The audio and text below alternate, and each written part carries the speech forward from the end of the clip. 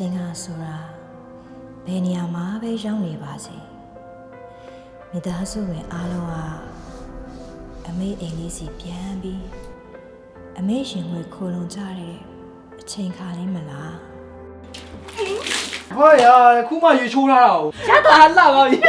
နင်တို့ကလည်းတွေ့မယ်ငါမေကကြောက်သမီးကိုရုပ်လို့လုပ်တယ် အဲ့သမီးလဲနော်ဇက်ကြောတက်ခံပြီးတော့ကိုစူးစမ်းပန်းလာရေပက်ခဲ့ရှာတာတကယ် အမေသားလေဟိုဘက်လန့်ခန့်ခန့်ကိုဘရောက်ပန်းနေပေးနေအောင်သမီးတွေးလိုက်တယ်သိလား ဒါကြောင့်ကိုအမေပန်မှုမညိုလိုပေးထားတဲ့ဗရောက်ပန်းနေပျောက်သွားတာဒင်းလက်ချက်ကြောင့်ကို တာအမေကပန်းမကူလဲလှပါတယ်အမေကဟုတ်ဘူးလား ရာသားကိုကြာတားရည်တဲ့သမီးကိုကြာအကြီးမာတယ်သမီးလည်းအမေသမီးပါပဲ ကြံ့ကြံ့ဖမှန်အေးကြီးတိုက်စရာမရှိကြံပန်တိုက်နေတယ် တားကြိုက်တဲ့ဟာလေးရောမပါဘူးလား ဒါကြိုက်တဲ့ရွှေရငဖယ်ငဆုပ်တက်တက်လွတ်ကိုကြော်ထားတယ် အားကြောင့်အမေကိုချစ်တာနောက်နေ့ဒီလိုအချိန်ပြန်ရောက်တဲ့အခါကျရင်အမေရင်ခွင်စီဒါတို့အရောက်ပြန်လာနိုင်ဖို့ဆူတောင်းပါတယ်အမေအဲ့အချိန်အထိ